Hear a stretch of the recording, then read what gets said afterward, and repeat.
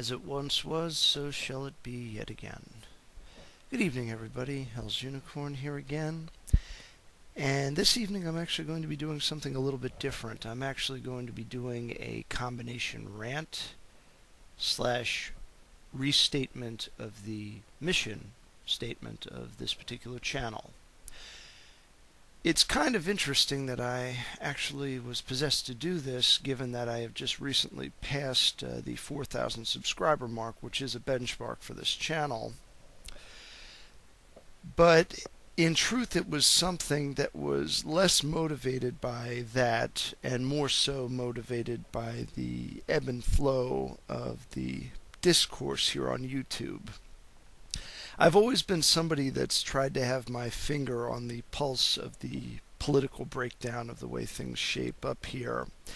And we are starting to go into campaign 2012 mode, particularly insofar as the primary elections go. And in keeping with this, the various factions within Republican and Libertarian circles are beginning to speculate on to who the actual candidates are. This is important because this was the exact same climate upon which this channel was basically founded. This channel was originally founded actually back in 2006, long before the election really got underway for 2008, and I had mostly been a lurker who was interested in compiling playlists and favorites of videos featuring my favorite metal bands, basically everybody from Iron Maiden to Cradle of Filth to whatever have you, basically. And since the declaration of the Ron Paul candidacy in March of 2007, this channel took on a very different function.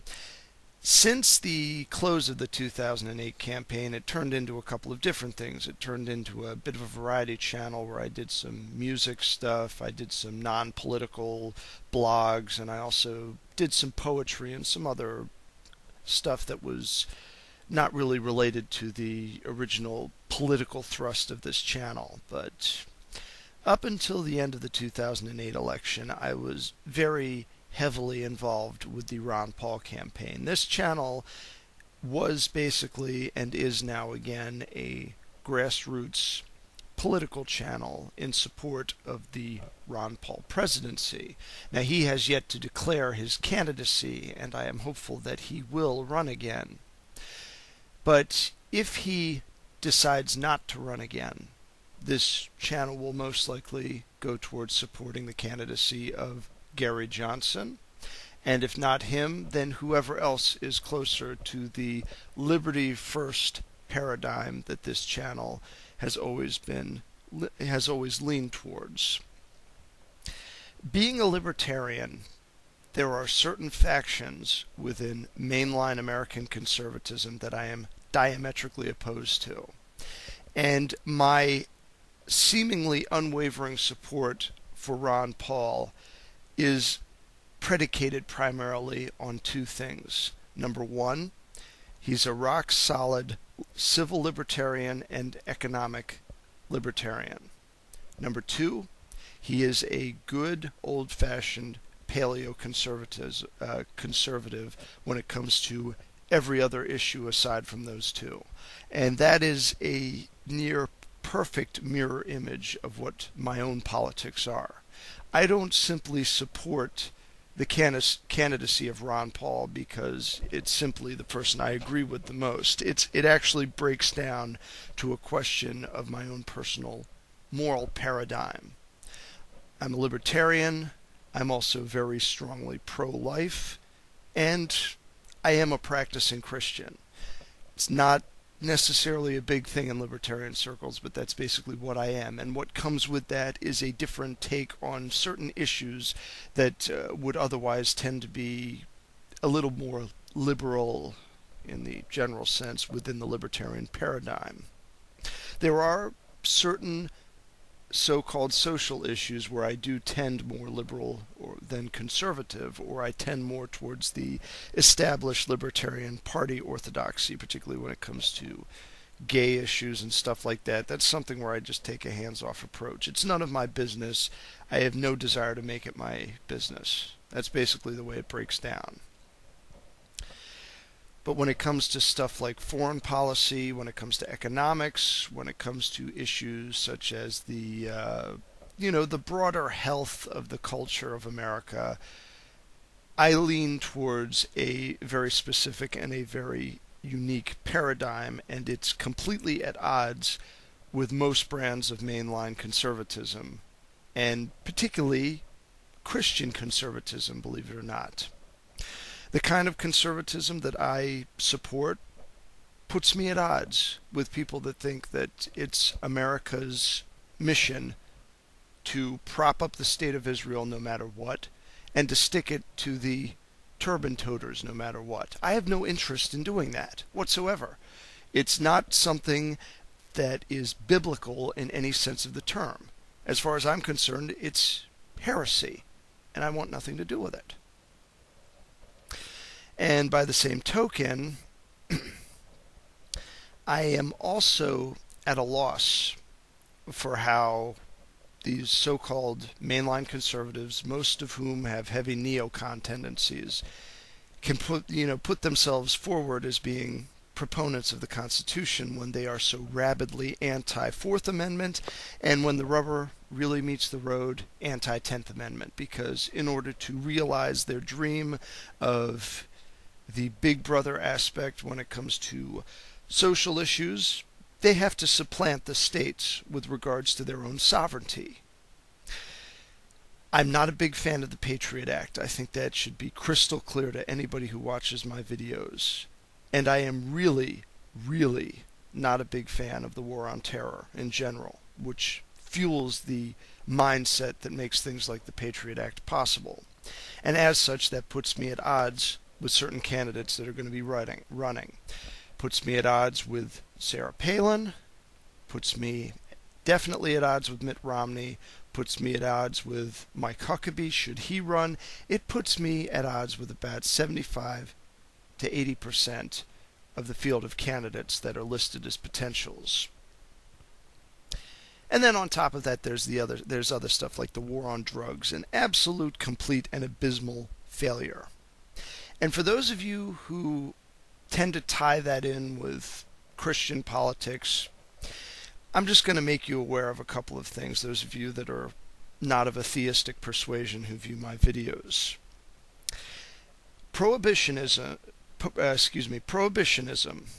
whether it be the variety that wants to prohibit alcohol consumption, smoking cigarettes, or anything else like that, does not have its roots in early Christendom, in Christian Orthodoxy, in Catholicism, or really even in mainline Protestantism. You get that crap when you get into the American brand of Christianity as it developed in the 19th and 20th century. It's what is known as the temperance movement. In actuality, it wasn't really a temperance movement because they weren't pushing temperance. They weren't pushing tempering one's passions through individual effort and individual liberty. That's what temperance implies. No, they were prohibitionists. And their prohibitionism extended all the way to the point of defiling the holy sacrament of communion and replacing wine, which is clearly the biblical sign, with grape juice, and made the Welch family into multimillionaires in the process. But coming from the theistic angle that I come from, prohibitionism, again, it's not something that I'm bound to support. If somebody really, really wants to abstain from these things, they are free to do so. But they are not free under any circumstance whatsoever to force anybody else through the coercion of Caesar to practice a similar form of temperance. And again, it's not temperance at that point. It's prohibitionism. This is the kind of crap that you get from Baptist churches where the minister rails on and on against the evils of drunkenness and alcohol. And then he'll step into the men's room and down a couple bottles of Jack Daniels in the stall. And the same pretty much goes for other temperance churches, be them Pentecostal or Presbyterian or what have you. But long story short, not every Christian has this mindset. And in fact, there are several members of Lou Rockwell's blog that are Christians of one persuasion or another and don't support this nonsense. And the same goes with foreign policy. Really, if you want to get a real good take on where I'm coming from, Lou Rockwell is a pretty good place to go. I'm not in full and complete agreement with them on everything either, but it's pretty close. It's like about 96-97% of the issues. But the heart of what I'm getting at here is that the mission goal of this channel during the height of the presidential campaign of 2008 was in opposition to neoconservatism. And the reason for that is basically as follows. Neoconservatism is a Fox conservatism. It's fake. It's essentially a Republican variation on Wilsonian progressive politics. It's this view that the country that we live in is supposedly the policeman of the world. It's our job to make sure that even if countries are electing evil governments, that they're at least doing it through democratic means. And we've had a pretty good track record with that. Unfortunately, we've given people the right to vote for idiots who cause a lot of problems. Then we come in with our black ops, we unseat the idiots, we replace them with idiots of our choice. Then there's a revolution, and then the people of those countries replace those idiots with other idiots of a different persuasion, and on and on and on. All it results in is wasted resources and the wasted lives of our military. And this is where the neocons really, really get to me. I cannot have a conversation, let alone a debate, with a neocon without getting accused of hating the military. And that really, really burns me, because there is absolutely nothing further from the truth. I mean, think about this logically for a second. How do you hate the military by wanting to make sure that they are being utilized in a prudent fashion? Why is it hating the military to not want to just send them anywhere for any stupid reason, or for any caprice of any one idiot politician who happens to have garnered the sympathy of the masses? That's something I really don't get. And quite frankly, I don't want to get it. I don't really want to get neoconservatism anymore. I've gotten it already. I know precisely what it is. And frankly, I think the world would be a better place without it. So a good portion of the video content of this channel in the up and coming weeks and months, particularly if and when Ron Paul declares his presidency, is going to deal chiefly with defending him from neocon attacks, attacking neocon candidates, and yes, in some cases, attacking neocons here on YouTube. There's probably going to be, for the first time in about 3 years, a few instances of YouTube drama on this channel. And it's not going to be surrounding the usual crap that goes on here with theism versus atheism. I have no interest whatsoever in getting into that on this channel right now. And even if I did, I think that the debate as it's structured on YouTube on that particular issue just misses the point completely on both sides. And again, I don't feel like going around trying to instruct everybody on the way I really think on this, because nobody's going to get it. The Venom Fang X's, who I might seem to tend towards, are not going to get where I'm coming from, and the Thunderfoots are definitely not going to get me. That's a given. Anyway, I'm kind of running to and fro here. This was really a rant, probably in the purest sense of the word. I really think that this country as a whole is on a crossroads, more so even than the last time around. I know I was very, very emphatic about how important the 2008 election was, and I think few people would disagree with me given what's come to pass since then. But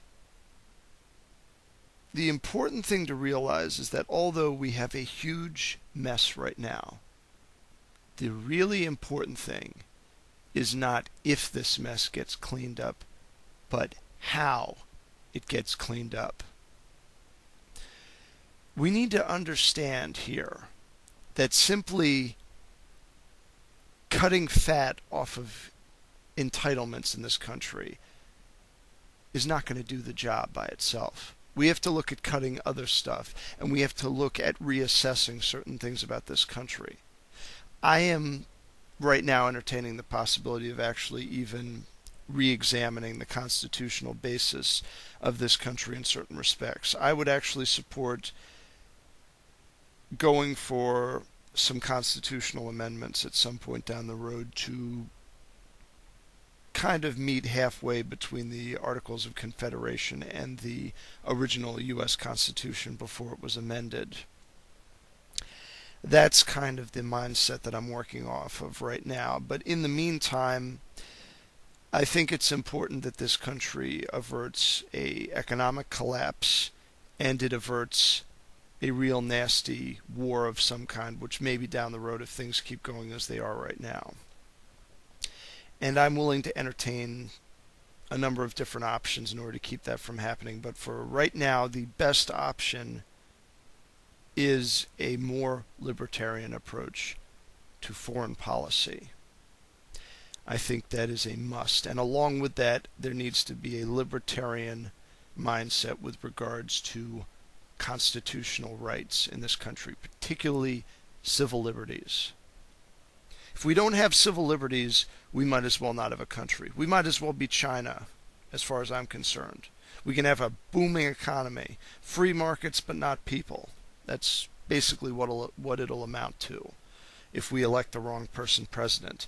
I'm tired of having to do opinion blogs on the TSA molesting children and manhandling old ladies and walkers.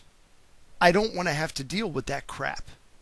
And that's what I get with neocons. They're the ones that originally gave us that crap. Obama, Napolitano, those people are maintaining it. They're defending it. They are equally as guilty. But the truth is, this crap goes back to that small little circle of rabidly pro-Israel, neoconservative, former commies. That's where most of this crap goes back to. And frankly, I am willing to make temporary alliances with certain fringe left thinkers in order to try to defeat the possibility of a corporatist or a neoconservative president. I'm not going to go so far as to support Obama because I'd be getting the exact same thing. But if there is a chance to convince certain leftists to support a liberty-based candidate in a Republican primary by switching parties, I'm going to do that. I'm going to try to convince them to do that. That's going to mean going back and trying to mend some bridges that I burned when I started fighting with some of the Kucinich people and some of the Mike Gravel people on YouTube. I don't know if anything will come from that, but I'm definitely willing to try it. But the most important thing that I really want to nail home here, and I think I've not done the best job of it up until now, is I want to really, really emphasize that first and foremost, my aims in all of this are conservative libertarian. That is what I'm going for. And those of you in my audience who have been commenting on all my videos and supporting me on all of this, I can't even begin to tell you how much I appreciate it and how much fun I've had making these videos and talking with all of you. And I hope that in the coming months you'll be doing stuff similar to what I'm trying to do. And I particularly want to give a good shout out to Dr. Dissent and Monograph in particular, those two guys. I know they don't always get along with each other, but these are two guys that I really have a lot of admiration for and who I really think are going to be very good at helping to put forth a good, solid, truthful, liberty-based political landscape in the coming years. And I'd also like to give a shout out to some of my more mainline libertarian friends, particularly Eagle Eye 1975, and a couple other guys along that persuasion, people like Tripper LV and a couple others. These are guys that have been giving me really good comments, who've given me some really good things to think about. And in the case of Eagle Eye, he's been putting up some pretty good video content, and I'm going to be continuing to follow what he has to say on this and that. I think him and I are I'd say about 95% in agreement with each other as far as the issues go. And I also want to give a nice shout out to Smarter Than You Are Able. He's been really good on a number of things also, and I hope he continues making videos, and I hope that him and I can work together on trying to clean this massive mess up that we have right now. So, in essence, I have come kind of full circle here, and I'm back to where I started. 4,000 subscribers rich, and all the richer for the quality of those in attendance. With prudence to myself and benevolence to all of you, good evening.